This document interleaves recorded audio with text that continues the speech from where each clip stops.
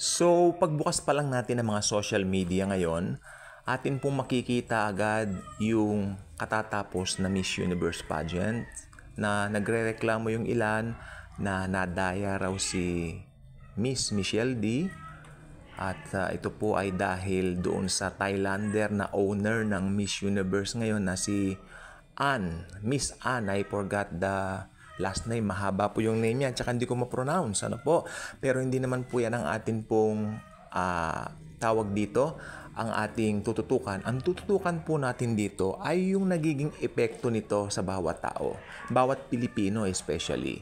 Unang-una yan po ay pageant. Marami po silang mga kandidato. Pangalawa, meron na pong nanalong 4 na Miss Universe dito sa Pilipinas. So, dapat na po tayong maging thankful doon. Pangatlo, tignan po natin yung katotohanan na ang mundo po ngayon ay pasama na ng pasama. No?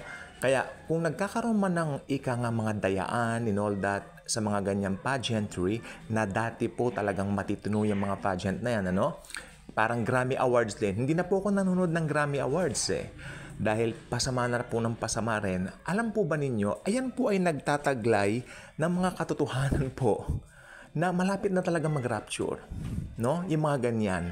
So, marami na rin po mga pagbabago sa Miss Universe, mga terms nila, mga conditions nila, kung sino yung mga kandidatong pwedeng sumali. Hindi ko na po elaborate dito, pero pag alam nyo po yan, napapanood nyo po sa news, batid nyo rin po naman. Hindi ko po tatagalin itong vlog na to sapagkat unang-una, naniniwala po ako na ang tanging susi lang po dyan ay mag-move on na po tayo. Mag-move on, no? So, itong si Miss Michelle D, maganda po ang puso niya. Ayaw niya ng gulo. So, saludo ako sa kanya. So, ito pong verse na ito, ang akin lang pong pwedeng ibigay sa ating lahat ng mga Filipinos ngayon. Sapagkat naniniwala po ako, anuman po ang naging resulta ng katatapos na pageant na yan, ginawa po ng pambato natin ang kanyang best. At para po sa atin, siya po ang nanalo. Nakita po natin. Siya po talaga ang winner para sa atin. Yun ang importante dyan. Okay, ito po ang Philippians chapter 4, verse 8. May mga Bibles po kayo. Philippians chapter 4, verse 8 says, "Finally, brethren, whatever is true, whatever is honorable, whatever is right, whatever is pure, whatever is lovely, whatever is of good repute, if there is any excellence, and if anything worthy of praise, dwell on these things." Let's take a look at what it means to dwell on these things. So, inuutusan tayo ni Apostol Pablo, mag-dwell tayo doon sa magagandang bagay. Huwag tayo mag-dwell doon sa sama ng loob natin. Kasi unang-una, iba na po ang mundo ngayon. At magtutok tayo kay Kristo Jesus. Yung mga pageant na yan, lilipas yan. Yung mga winners na yan, hindi mo nakilala yan after ilang years. Pero si Jesus mananatili. Ang totoong corona, nasa ulo ni Jesus. At tayo mga born-again Christians, darating ang araw, puputungan tayo mismo nung may corona. Dati kinoronahan siya ng koronang tinik. Pero ngayon, ang corona niya, diamante. Mahal ang corona niya. Hindi pwede. Priceless. At kung ano yung corona niya, ganun din ang ipuputong niya sa bawat believers. Hindi po natin alam kung anong klase yan. Basta sabi niya, merong crown for each believers. Nagsisimbolo ng glory ni Jesus sa atin. Kaya whatever is pure, honorable, dun po tayo. Ilat go na po natin yung mga ganyan na mga usapin. Sapagkat itong mundong ito, unang-una pasama po ng pasama. At thankful tayo, may 4 na Miss Universe na po tayo. Ayan, nakalagay po sa litrato, no?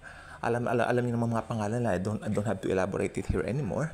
But since alam na po natin kung sino po yung mga yan, ipagpasalamat po natin sila sa Panginoon sapagkat ibinigay po sila ni Jesus. Pero may ipropromote po akong kapatid natin sa Panginoon na muntik nang maging Miss Universe. Si Sister Miriam Kiambao, no? At ngayon po, isa na po siyang may bahay na masaya po siya sa bahay niya. Nakita ko po, house church din po sila. no, sa may bandang Boracay, meron po siyang vlog si Sister Miriam. Sister Miriam Cambao. Yan ang pinopromote kong name dahil born again Christian po siya. At saka yung nanalong Miss Universe nung 2017, born again Christian yan. So i-promote natin yun. Yung from South Africa, i-research na lang po. Hindi po talaga ako nanonood na mga ganyan, no? So alam ko lang po, nakita ko lang po kasi may mga vlog, yung mga Christian na nagiging successful sa mga pageantry, nakita ko lang po. So ito pong mga ito, naniniwala ko, ginagamit sila ni Jesus para ibahagi, no? Kasi sabi ni Miriam Cambao, sa buhay na ganyan, magulo. Magulo po yung buhay na ganyan na keso-keso, ganun-ganon. Pero pag kay Jesus ka, nandoon ang tunay at ganap na kapayapaan. Kaya kung hindi ka pa subscriber sa channel na ito, I invite you to do so. Click the notification bell, share the video, share the love of Jesus. Thank you, and Jesus truly loves us all. Remember, dahil kay Jesus, lagi tayong panalo.